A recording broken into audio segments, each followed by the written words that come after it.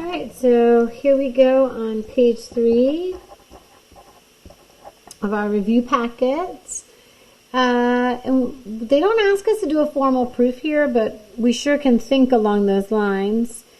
Okay, so in the diagram, I know that the distance from W to X is going to be congruent to the distance from Y to Z.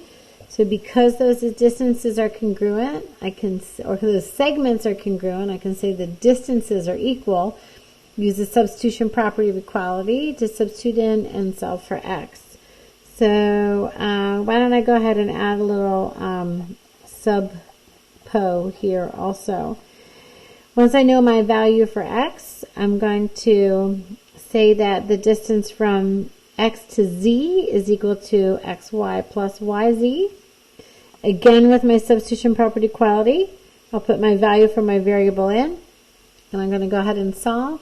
And then I know that the length of segment XZ is going to be 26 units. A little practice proof. All right, so next up we have solve the equation and give a reason for each step. So we'll just jump right into this one. I know that 4x is going to be equal to 3x minus 6 plus 11. That is my distributive property after my given equation. Subtract 3x from each side and combine like terms. So within one step, I have my subtraction property of equality. Subtract 3x from each side and I get x. Negative 6 plus positive 11 is equal to 5. Hey, we might give you extra room, but you don't need to use them if you don't want to. If you don't need to.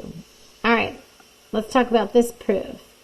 So given that 1 and 2 are complementary, so if I know that angle 1 and angle 2 are complementary, I know right here that I'm going to have a right angle. So that's going to be a particular part of my proof. Angle 1 is congruent to angle 3, that's been given, and angle 2 is congruent to angle 4. So now I have to prove 3 and 4 are complementary. All right, so let's go ahead and see what we're given.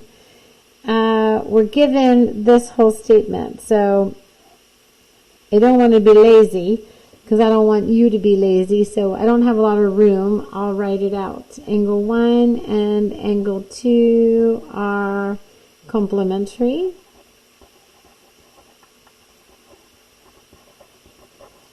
I did write the whole thing out. You can see it. I know that angle 1 is congruent to angle 3, and I know that angle 2 is congruent to angle 4. That's our given. All right. I know the measure of angle 1 plus the measure of angle 2 is equal to 90 degrees. That sounds a lot like the definition of complementary angles. Angle 1 is congruent to angle 3, 2 is congruent to 4. I listed all my given up here, but they like to sometimes do it in pieces. That's okay. So my definition of congruent angles is when I'm going to go ahead and make that step from things to measures. So this must mean the measure of angle 1 is equal to the measure of angle 3, and the measure of angle 2 is equal to the measure of angle 4. So I have the measure of angle 3 plus the measure of angle 2 is equal to 90 degrees. So if you notice here, we went ahead and what used to say angle 1 now says angle 3. So that's going to be my substitution property of equality. I substituted 3 because it's equal in for 1.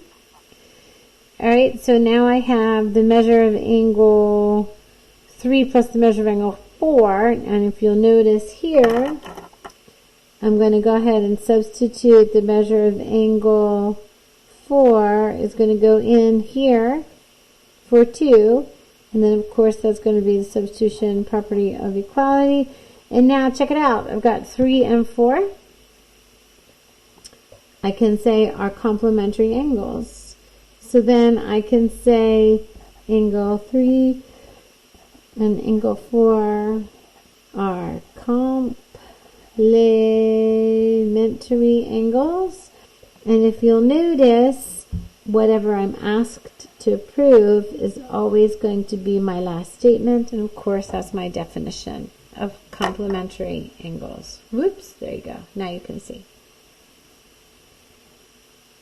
All right, not to stress you out, this last part is fun.